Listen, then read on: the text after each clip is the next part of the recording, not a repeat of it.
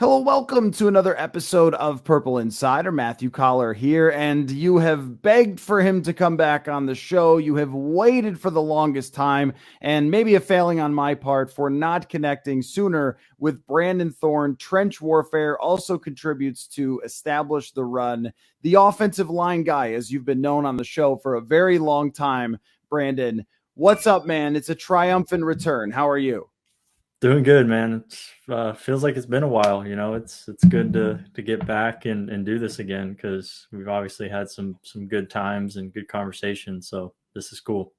Well, let's see. They did not draft an offensive lineman, so we didn't have that. Oh, they did actually, Ed Ingram in the second round, but we didn't do a big breakdown of that one. And then the last time they played football was a very long time ago, so we haven't gotten Right. together in a while. And what we used to do when they made the playoffs was we would do matchups of offensive versus defensive line, but they haven't made playoffs in a while. So here we are, though. Here we are. We're Yep. going to talk about Christian Darrisaw year two and the interior issues that have continued for your entire existence as a guest on this show. So I'm gonna go dealer's choice. You get to pick. Would you rather talk about the interior issues first or Christian Darrisaw first? We could talk about Darisaw first.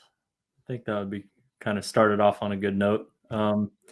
Yeah, man. I mean, Darisaw was obviously coming out of the draft, really talented player, just with his size and some of the power that he had at Virginia Tech was very impressive. And then as a rookie, I thought he played pretty well. Some of the pass protection issues that were a little bit there on tape in college showed up. He tends to be a little slow out of his stance at times, maybe kind of give up a short corner sometimes and let guys kind of get to his edge a little sooner than you would like. That was something that I think was, on tape throughout the year as a rookie, but he has enough athletic ability and stuff to correct that. I think it's more of a technique thing. But yeah, as a run blocker, to me, when I did a couple film rooms, on Vikings guys and watched him throughout the year, that was what really jumped out to me and kind of what stood out in college as well, just because, he could really, he has the size and the strength and the power to really kind of impose his will on guys and move guys in the run game. So that I saw some of that as a rookie. And then, coming throughout training camp so far, seems like he's kind of taken another step and looked great. So, I mean, that would be awesome because I think, even if we didn't get rave reviews of him so far, even if it was just, incremental improvements, I still was thinking that the Vikings had, one of the definitely the 10 best tackle pairings in the league, and maybe even, higher than that. So, yeah, this is a really good tackle pairing in place. So I think that's kind of, better, probably the best tackle pairing that you guys have had since we've been talking. Yeah, I think that he has the potential to be better than Riley Reef because of his I hope physical so. upside, which Yeah. is higher than Reef's was. Reef was kind of like having to grind it out, and just Technician. Yeah. yeah, right, exactly, and Sure. everything had to be exactly right. And if he wasn't 100%, then you started to see some fall off in his play. But Right. what impresses me about Darisaw is last year the guy went through kind of a lot. Like he had an injury coming in, and then he had to have another surgery and his head coach was kind of complaining about it at the podium, which, I think could be tough for a young player, put a lot of pressure on a young player right away. And then when he has to come in, I think it was Myles Garrett was the first guy he had to face in the entire NFL. And then his first start at home was against Randy Gregory. It was just like, welcome to the NFL, my friend. And we have talked Right. about many tackles in the past who have collapsed, and this is not one of the way he battled through that first very tough situation, like adversity right off the bat, and was able to play pretty well. I think that that's kind of a sign of like the makeup, because I think that the mental makeup, the emotional makeup of an offensive tackle is super important because we've seen when those guys get frustrated, it's like one mistake builds on the other and it just can all fall apart. I thought the way he handled that last year was really impressive. Yeah. Yeah. I mean, you know more about the inner workings and stuff than I do. And that, that all that context is obviously really important. So yeah, that speaks to, some really positive things. I think, one of the concerns for him coming out was just kind of a tendency to be a little lackadaisical on the field, and I didn't really see that much, as a rookie, and I think part of it may have been playing down to competition in college, which you don't really have the opportunity to do that as a pro because all competition is usually, well, it's better than what you saw in college. So maybe, that just kind of got righted and fixed, right away. So maybe that's not an issue anymore. But that was like one of the things that, you could see on tape a little bit. I remember the game against Richmond, like he just didn't look like the same guy as he did against North Carolina. So if that kind of stuff is, by the wayside gone now, then it's really just a matter of him like refining technique now and footwork and timing, coming out of his stance and set points and all these nuances and stuff like that, which generally, if you have the talent and the physical traits and you're getting, adequate or better coaching, those things are going to improve. And if you stay healthy. So, seems like all those things are kind of working in his favor. And yeah, which is huge for this team and this offensive line. I'm excited. I guess, what do you think the upside is? Because to me, it's very, very high. And I was actually surprised in the draft when he wasn't taken a little bit higher than he was. And so I immediately wonder, like, oh, does the NFL not like see something that the draft analysts see who have him going as a top 10 pick? But then right away, it comes to fruition that like he can play in the league. And when I watch a guy of his size move the way he moves, I think that the upside ends up being elite, but also maybe we do have a tendency to overrate these things. So I guess, how do you view it? Well, coming out, I had him as a mid to late first round grade. And I think the concern was what I just touched on, in terms of his focus, concentration, playing with the same level of consistency with those things game in, game out. I think, and anytime with an offensive lineman, I think if you have those concerns, it's kind of a red flag, because you want a guy to, definitely check the box with finishing, effort, competitive toughness, whatever you want to call it. So when those things are kind of questionable, it kind of gives you some pause. That's the only thing that I could really think of that caused, a little bit of a drop for him. Because I don't think that he had any significant injury. He missed the spring of 2019, I believe, with the surgery, but like, nothing crazy, no torn ACLs or anything like that. So that's the only thing I could think of that, for the reason why he dropped. But yeah, I mean, I definitely saw the upside, and not only the upside, but the ability to make an impact right away, especially as a run blocker. That's why I gave him, the grade that I did.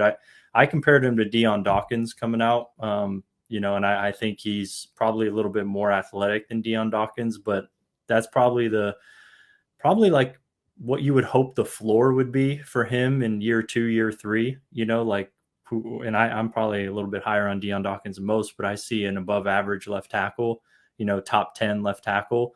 So I think that that's what you would hope, is the floor for Darrisaw, this year or the next. And, I think he has potential to get into that top 5, of course, if everything goes well and all the variables kind of hit in his favor. I think he certainly has the talent to be considered up there at some point in his career. I don't think that's crazy. Yeah, I don't think that's that we're being too high on it either. When someone is that large and moves that well and has the pedigree that they have, and then it matches up with the other day, Danielle Hunter was very complimentary of him, and like Danielle Hunter is very, very short-winded and had a lot of things to say about Christian Darrisaw. So it's sort of like a read between the lines. I don't think he's just giving us a line. I think he knows what he's seeing, and also him going up against Zadarius Smith every day in practice. You can't get much better preparation for the season than that. Okay, now we've got to talk about the other part of the line. So Garrett Bradbury is Garrett Bradbury. This is something we've been talking about for some time, that the weakness is the weakness and there's no solving the weakness, and we all know what the weakness is. The question that I have is, would you put in Chris Reed instead and play him at a position that he hasn't really played in before, just because you know how weak Bradbury is going to be in those key pass blocking situations? Like, is it worth just pulling the cord on this one and saying it's over? or is it worth giving it one more chance in Kevin O'Connell's scheme, or to see if there's any improvement there? Because in camp, it hasn't really looked any different. But also, I think, Chris Reed is a career guard and hasn't really played center. So it seems pretty risky. And we've talked about this many times of like shuffling around guys to different positions that they don't play. Seems good in theory, but doesn't work very often. So how would you weigh those two things? Yeah, that's a really good question. I mean, my initial reaction and thought is to just stick with Bradbury at this point, and just have Chris Reed as, maybe win the right guard job or just be a, really high quality backup, and probably roll that way, especially because, it's just kind of a continuation of that wide outside zone type of scheme that if Bradbury is going to, kind of take it to a little bit, higher of a level, which I would maybe expect something incremental at best at this point. It's probably going to happen in this situation. So yeah, I mean, I think what he can offer you in the run game is good enough to warrant, keeping him in there. And the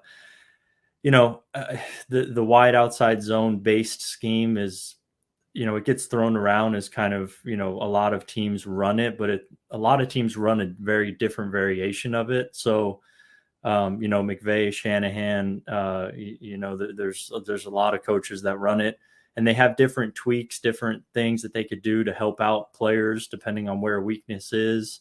I think with Bradbury specifically, in terms of anchoring and holding, kind of the firmness, the depth of the pocket, and that being his issue, typically that could be helped when you have two bigger, stout, reliable guards in place. Think Jason Kelsey, who Kelsey has gotten, much better at anchoring and stuff like that. But I mean, he still gets quite a bit of help because he's 290 pounds. But they've had Brandon Brooks and, Siamalu, and now they have Landon Dickerson, and they have all these giant dudes who are big, powerful guys. That's not really what you have here in Minnesota. I think Ingram is certainly a physical presence. I really liked Ingram coming in the draft. I had, I want to say a late second, early third round grade on him. I thought he could be a potential starter this year. He does a lot of nice things in pass protection, and he provides a real physical presence that could actually help Bradbury. But for a rookie to kind of be counted on to do that is tough because he's trying to find his own footing. Obviously, trying to make sure he could do his job at a high level first. Typically, you want veteran kind of guys to be able to provide that help to centers who are undersized, who may need some of that help. So I don't really see they have kind of the physical, type of guys with, I think Cleveland also, Ezra Cleveland. I mean, he plays kind of with like his hair on fire kind of guy. He's very physical, aggressive. He needs to actually reel it in a little bit at times. But having a guy like Cleveland and Ingram, if Ingram could win the job, those are the kind of guys you want next to Bradbury because they're able to kind of, knock guys down if, they're free, if they're uncovered, things like that. But they have their own issues as well, obviously their own concerns. So it's tough, it's, maybe by, middle end of the year, you could see some more of that help for Bradbury and when he's isolated against certain guys, but it's tough, man. I mean, I could see the case for Reed, but like you said, not really having a lot of experience in that, at that position, I would just lean Bradbury at this point and hope that these guards can take a step forward and get better as the year goes on. Because I think that they're able to actually provide some help if they can, kind of reach a baseline level of play.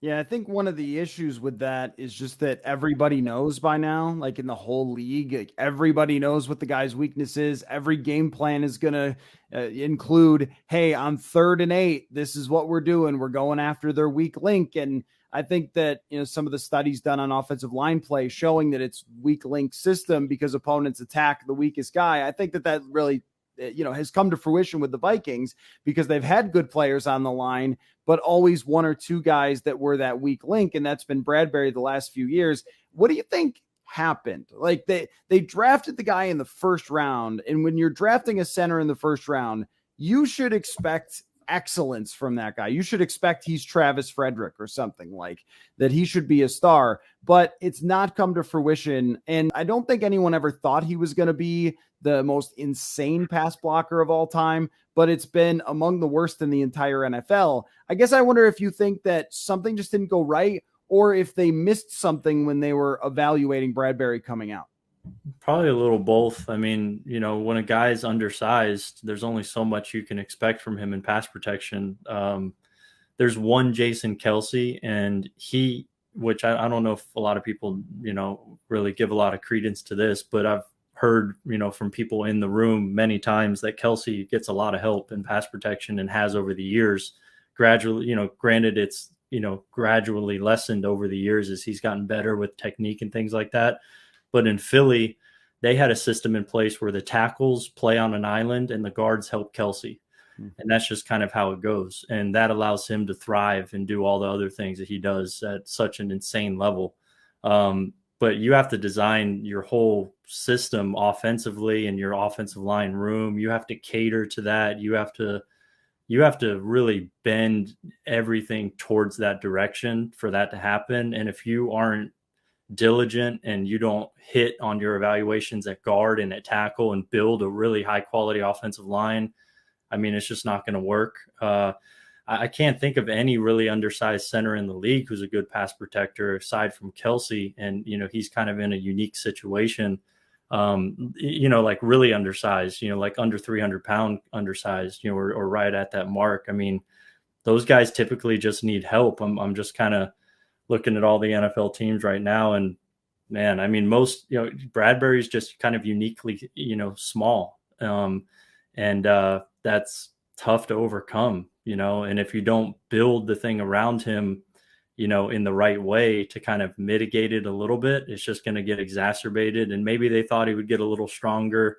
He's already strong. I mean, I don't know, what else you would, how much, stronger you would expect him to get, maybe better with technique and stuff like that. But I think more so it's just a size thing. And then playing next to bad guards.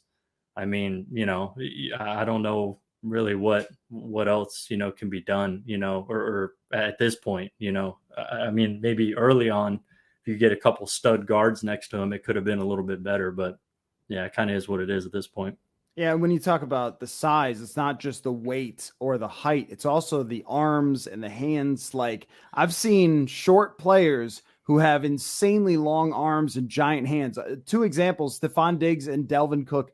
Neither one of those guys is actually tall. They might both be like 5'11" or 6 foot, and they have hands and arms that just make no sense with their bodies. Like, did you grow up under power lines? Like, what happened here? But Yeah. that's not Garrett Bradbury. Like, he has normal size hands and arms that if you look where it ranks in the NFL, there's like no other players that have that. I think that some of that stuff that they should have been able to anticipate when it came to drafting him where they did, to say, as much as we like this stuff, this would have to be an extreme outlier, even just hands and arms wise, but much less with the weight. And the other thing is too, I'd love you to speak to this because you interview offensive linemen in the NFL. You've been doing a great job of that for a long time.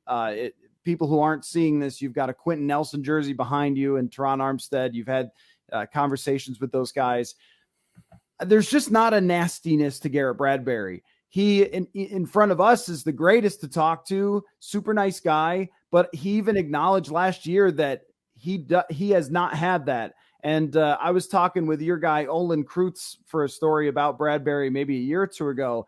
I mean, talk about like the nastiest guy, Olin Kreutz. He was kind of undersized too. Mm-hmm. If you're going to be that, you have to be just willing to do anything and everything to win a rep. And I don't think I've really seen that with him. And that's why I don't think that it's going to change. But I'm also not sure that it's going to be any better if you just throw in somebody else. Yeah, I'm glad you brought that up because the competitive toughness aspect of it is huge when you're undersized, obviously. I mean, those guys typically when you're undersized to make it, that's a prerequisite, you know what I mean? Olin Kreutz, Kelsey too. Kelsey's crazy. I mean, he's like he's just fierce out there. He throws his body around. He's crazy. So yeah, I mean, for small centers to succeed, they do have to have that kind of edge to them. And you're right. I mean, Bradbury's not really that guy. So yeah, that just doesn't, that kind of limits, how far he can go as well. He's kind of like a finesse player. He's athletic and quick. He could do some good stuff, reaching guys in the zone run game and getting out to the second level. But in terms of finishing, really scrapping with guys, straining. And even if he tries to do it at some point, he gets overpowered, at the same time. So it's like, yeah, when you don't have either of those things working in your favor, it's tough. And, maybe he didn't really need it in college because he was so much quicker than, guys. So maybe it never, the question never got raised maybe enough, or, people got enamored, with kind of what he could do. And, yeah, all those things are a factor, I think. But that's a really good point. I think that's a big factor in kind of where he is right now. Yeah, I think that's it's the kind of the first major real challenge for the coaching staff here, because they were very supportive in the offseason. Oh, he's our guy and we're excited about him. And then a couple of weeks into camp, it's like, oh, we can't just fix this issue. And there's competition. And like all of a sudden there's a lot of hedging about, whether he's going to be the starting center. So let's move on to the position that, I feel like there could be a history book written about the right guard position since like 2014 for the Minnesota Vikings. And it's not a nice history book. So they've got Jesse Davis in there. It does not seem like Chris Reed is part of that competition. It looks like it's center, or he's just a backup and that's it. So it's Jesse Davis. Ed Ingram, when Davis has taken veteran days, is the guy that's in there. I would think if you draft somebody in the second round, you want him to win that job. But he hasn't taken full speed first team reps. So I can't say he looks this way or that way. Like, it looks fine with the second team, but it usually does. And Jesse Davis has been around though. So give me the Jesse Davis rundown, because he's been around. He's played right tackle. He's played right guard. It screams to me just a guy, but I also think that just a guy is actually quite a bit better than saying, hey, Oli Udoh, you couldn't even play tackle, but like, what do you think of guard? I mean, right? So Yeah. I think at very least, maybe it's like Josh Klein vibes of someone who can handle the job if called upon. Yeah, I think that's probably the best you could say about Jesse Davis. Yeah, I mean, he's played a lot of football on really bad lines, in Miami, just terrible lines. So, him getting a lot of playing time and stuff, is a little, there's a little bit of a misconception there. I mean, he's filled in at a lot of positions, and he has the versatility, so that's helpful. But yeah, I think you're right. He's just a guy. He's certainly limited at tackle. You don't want him playing tackle. Guard, some of his issues in pass protection are a little bit mitigated there and helped, by just kind of reducing space, between him and the defender. So it allows him to get his hands on guys quicker. But like, he's pretty erratic with his hands. He'll get beat cleanly here and there. He's a serviceable guy, maybe, but you definitely would want to replace him if possible. He's just kind of one of those guys. Ideally, he's like a really good swing backup guy who can, fill in at spots, for short periods of time. But yeah, I think you're right. I mean, you draft a guy in the second round like Ed Ingram, you want him to win the job. And I mean, I would expect him to. I thought Ed Ingram's tape was impressive at LSU. He played a lot of football there on some really good lines, and he was always a standout guy. He looked really good at the Senior Bowl, where he at least had some really good moments at the Senior Bowl. But yeah, I really liked his tape, and specifically because of what he could do in pass protection. He does bring a really good physical kind of tone-setting presence to him in the run game, but it also translates in the pass game. But more so than that, I think he's really good with his hands. He does a really nice job of creating leverage on blocks and not shooting his hands too early. He has a really good knack for getting his hands on guys in pass protection and figuring out ways to work underneath and inside defenders. Like he has some nuance to his game to go along with kind of that imposing element. And, anytime I think you have those two things together, you have something there. There's something to build off of that's, starter worthy.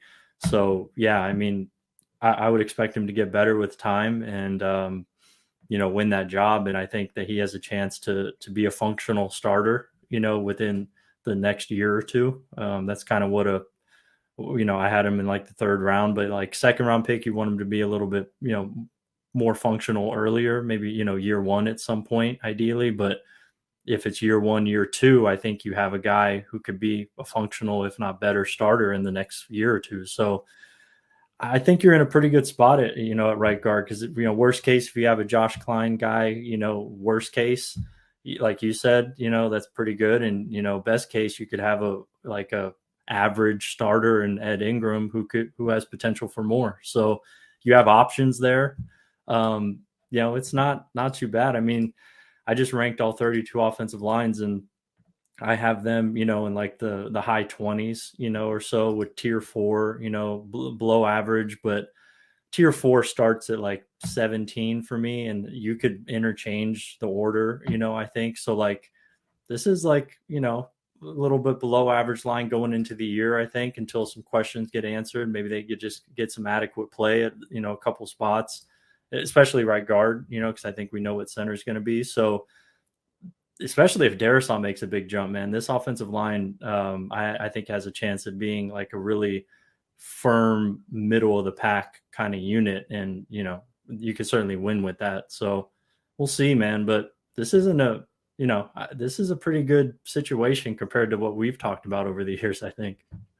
Yeah, I was just gonna say, it really shows you where the bar is when you're like, well, I've ranked all of them, and it's pretty good. It's like in the 20s. It's like, Yeah, well, I guess if 22. it's not 32, where I guess they've had a case for that in previous years. And Big difference.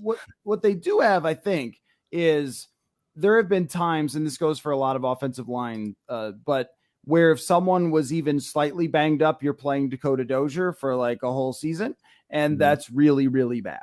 But in this case, Chris Reed being a backup, Jesse Davis potentially ending up as a backup or a second round pick behind him, and Oli Udo, who is not an atrocity as a tackle, as a guard, yes, but not as a tackle. You actually have some depth on the offensive line where it's not immediately over if somebody else has to play, which Right. is, again, a first. And I think that what we've been talking about in the last few years is kind of like, there's some bones here of something that should be good, but Hmm. you just can't seem to get all of the puzzle pieces no matter how many times you draft people in the first couple of rounds. And it really may swing on Ingram, because if Ingram works out, then you're talking about everyone on the offensive line is drafted in the first or second round, and then you've got it pretty solidified. And after this year, you can replace Bradbury. Or even this year, if he struggles, you could put in Reed, and that's the only guy who doesn't have great pedigree. But if that doesn't work out, then you're talking about still replacing two positions. And once again, we're doing this whole thing. And I guess the last question I was going to ask is, if you think that, this offseason they went out and they got Zadarius Smith, Jordan Hicks, brought back Patrick Peterson. They spent a lot of money on the defensive side, Harrison Phillips, and not at center to replace Bradbury, or with a more serviceable right guard than Jesse Davis. I wonder if you think that they took the right direction, or if there was somebody you looked at and said, now they really should have signed him, or if you think they still should try to sign JC Treader if he's going to play. I don't know what the deal with him is. Yeah, I mean, I think Treader might have like a little bit of a back thing that hasn't been really reported. I've heard that. I heard that last year. We'll see though. I don't know if that's one of the factors that why he isn't signed, but yeah. I mean, I probably would have looked at the center free agent class, pretty heavily. I know Treader was in there. Gosh, who else was in there? A couple guys got re-signed pretty quick. I know Ben Jones got re-signed pretty quick, and maybe like one or two others. So you probably would have had a better starter in there. I don't think anything drastic. Probably just a better pass protector. So maybe that would have been pretty significant. I could make a case going that route for sure. But wanting to build your defensive line, I don't think it's crazy that they went the route that they did and getting Zadarius Smith, and you mentioned Jordan Hicks. I love the idea of maintaining that defensive line, and replacing Everson Griffin's been, he was really impressive last year to me. When I talked to Rashawn Slater, he said Everson Griffin was maybe the hardest guy he went against. But yeah, getting a guy like Za'Darius in there, is awesome. So I get it. But yeah, certainly make the case that Bradbury could have been replaced. So I think, though, the difference with the offensive line now is you have Darrisaw in place. And, so you mentioned how it's kind of similar. It could be similar if center and right guard become concerns after the season. And that's valid, but like, man, to have those tackles in place, if Darrisaw really is much better, it's much different than years past. Because now you have two studs at tackle, man, that gives you a lot more flexibility, I think. And I'm excited if Darrisaw really is that much better this year, this offensive line will be better. The Bradbury thing's going to rear its head, certainly, but man, it's just such a different dynamic to me now when I look at this offensive line, because you got these two building blocks outside and some promise at guard now. So it's like, I don't know, man. I feel pretty good about where it is right now. Okay, last thing before I let you go. I want your hottest offensive line NFL take, because you did do your 32 rankings for ranking all 32 teams for Establish the Run. So when you were making your rankings, what was your hottest O-line take? Man. I know you're not a hot take guy. That's not really your thing. If you listen to the show, clearly the last 30 minutes, it's been very obvious you're not a hot take guy. But there's got to be some hot offensive line take out there, right? As you're making the rankings going like, no, I believe in this team, no matter how much the haters hate their guards or whatever. I mean, I have the Lions very high. I have them 4th overall for offensive line. I don't know if that's pretty a hot hot take.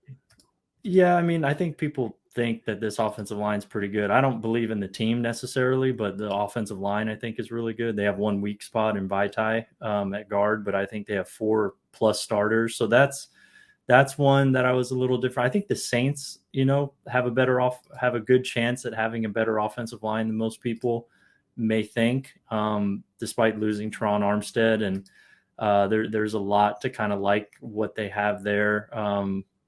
Trying to think here. I'm going down my rankings as far as, I was kind of surprised at how low I had the 49ers. I had them at 18. I think that they can rise up the rankings with time, but to me, looking at their offensive line, it's Trent Williams and everybody else, and obviously when you have the best offensive lineman in the league, that's a great spot to start. And when you're in a Kyle Shanahan scheme, obviously one of the 2 or 3 most offensive line friendly schemes in the league. So they'll be able to get by better than most, but their interior for week 1, there's a very good chance that they are going to have a combined 0 starts on their interior for week 1. So that to me was a little bit surprising. I kind of had an idea. I knew Aaron Banks was there. I knew Spencer Burford was there. Both those guys, they have 0 starts. But then Jake Brendel is taking over for Alex Mack, 0 starts.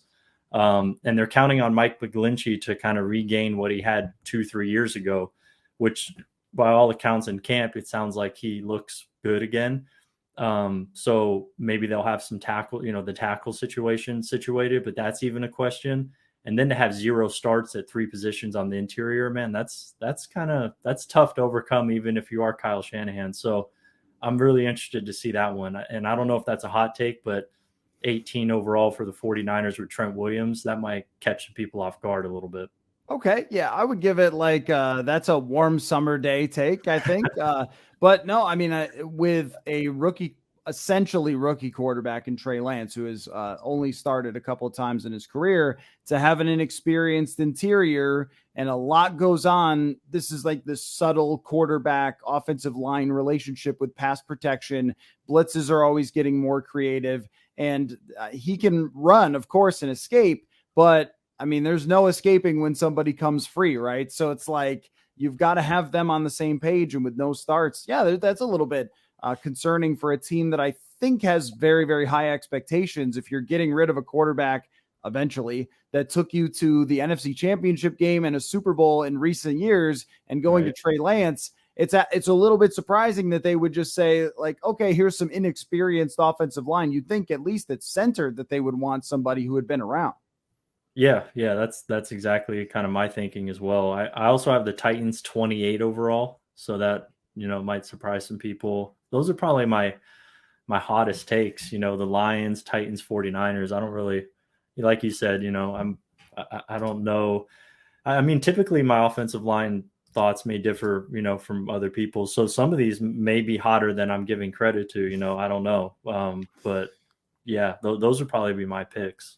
Well, it's not like the NFL draft where you have 8,000 people who are all coming out with their Right. offensive line rankings. So it's Yeah. maybe you and a couple of other people looking at them. But Yeah. no, I think that what you're saying just in general about where the Vikings stand in this, I agree with you that if things go even relatively right for them, even if Bradbury isn't different, everything else looks like it should be better. The question always is how much will that matter when you have the weak link? But there's something there to build on for the future as this team sort of competitively rebuilds with the two tackles and then Cleveland, and then we'll see what ends up happening with Ingram. So maybe at some point, someday, I know it will come, Brandon, we'll do this show and you'll be like, I got him in my top 10 and I will lose my mind because we have been talking, we've been doing shows since 2016, and there is not a single time that you've ever had them in the top half of the league, and that is absolutely deserved. So I feel this day will someday come upon us, Brandon.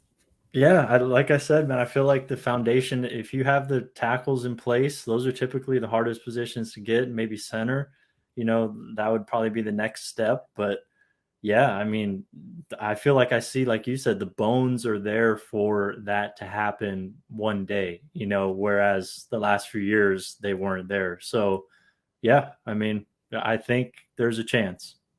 Brandon Thorn, it's let me try to remember your Twitter. It's at Brandon Thorn NFL. Is that the Twitter? Yep.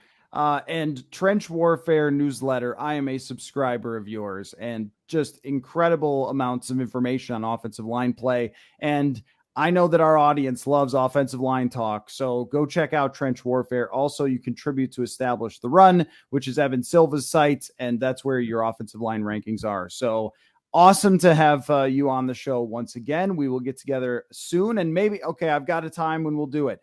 The Packers defensive line versus the Vikings offensive line, Packers O-line versus Vikings D-line. That's going to be a huge determining factor of week one. So before then, we'll do a full analysis and breakdown of the trenches of that game. So I will look forward to that, and we will talk soon, sir. Sounds good, man.